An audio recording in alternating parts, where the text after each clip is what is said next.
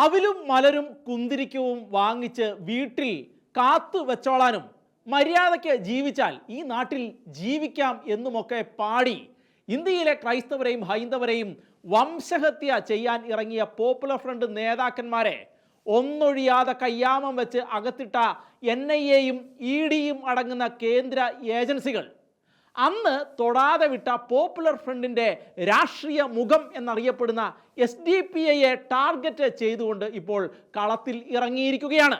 അവരുടെ ദേശീയ president MK ഫൈസിയെ കള്ളപ്പണം വെളുപ്പിക്കൽ കേസിൽ PMLA ആക്ട് അനുസരിച്ച് ED അറസ്റ്റ് ചെയ്ത് അകത്തിട്ടിരിക്കുകയാണിപ്പോൾ. വെറും കള്ളപ്പണം വെളുപ്പിക്കൽ ഇടപാടിൽ അല്ല ഫൈസി അറസ്റ്റിലായിരിക്കുന്നത്. നിരോധിത ഭീകര സംഘടനയായ പോപ്പുലർ ഫ്രണ്ട് ഓഫ് ഇന്ത്യയുമായി ബന്ധപ്പെട്ടുള്ള കള്ളപ്പണ ഇടപാടിലാണ്. കേസുമായി ബന്ധപ്പെട്ട് ED ആസ്ഥാനത്ത് ഹാജരാകാൻ നിർദ്ദേശം ലഭിച്ചിട്ടും അതിന് തയ്യാറാകാത്തതിനെ തുടർന്ന് തിങ്കളാഴ്ച ദില്ലി വിമാനത്താവളത്തിൽ വെച്ചാണ് ഫൈസിയെ ED തൂക്കിയെടുത്തത്.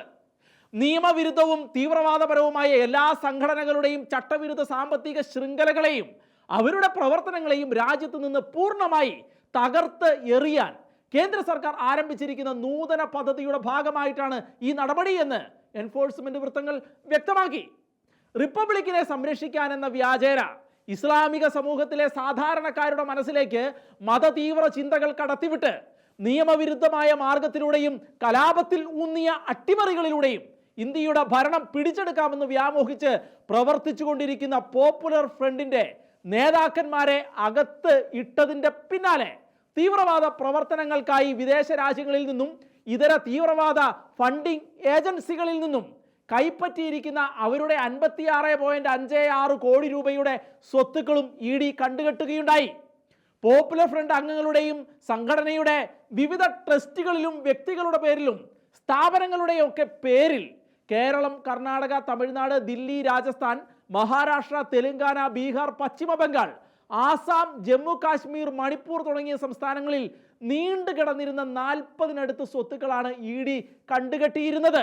2022-ൽ NIA രാജ്യവ്യാപകമായി പോപ്പുലർ ഫ്രണ്ടിന്റെ കേന്ദ്രങ്ങളിൽ നടത്തിയ റെയ്ഡിനെ തുടർന്ന് പിടിച്ചെടുത്ത രേഖകൾ വിശദമായി പരിശോധിച്ചതിൽ നിന്നാണ് മണി ലോണ്ടറിങ്ങുമായി ബന്ധപ്പെട്ട് SDPI നേതാക്കന്മാരുടെ പങ്ക് വ്യക്തമായത്. ആ അന്വേഷണം തന്നെയാണ് ഇപ്പോൾ ഫൈസിയുടെ അറസ്റ്റിൽ കലാശിച്ചിരിക്കുന്നത്.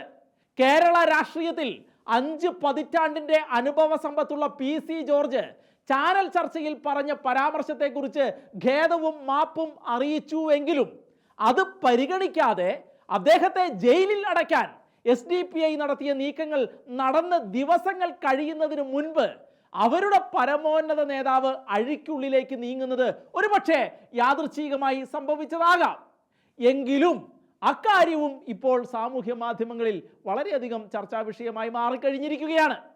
ED-യുടെ നടപടി അപലപനീയമാണ് എന്നും വിയോജിപ്പുകളെയും രാഷ്ട്രീയ എതിരാളികളെയും അടിച്ചമർത്താനുള്ള പ്രതികാര രാഷ്ട്രീയത്തിന്റെ ഭാഗമാണ് ഈ അറസ്റ്റ് എന്നും വിയോജിപ്പിന്റെ ശബ്ദം അടിച്ചമർത്താനുള്ള കേന്ദ്ര BJP സർക്കാരിന്റെ നടപടിയാണ് ഇതെന്നുമൊക്കെ പറഞ്ഞുകൊണ്ട് SDPI രംഗത്ത് വന്നിട്ടുണ്ട്. എങ്കിലും ഫൈസിക്ക് പുറമെ കൂടുതൽ അറസ്റ്റുകൾ ഉണ്ടാകാനുള്ള സാധ്യതകളിലേക്കാണ് എൻഫോഴ്സ്മെന്റ് ഡിപ്പാർട്ട്മെന്റ് നടപടികൾ ഇപ്പോൾ വിരൽ ചൂണ്ടുന്നത്.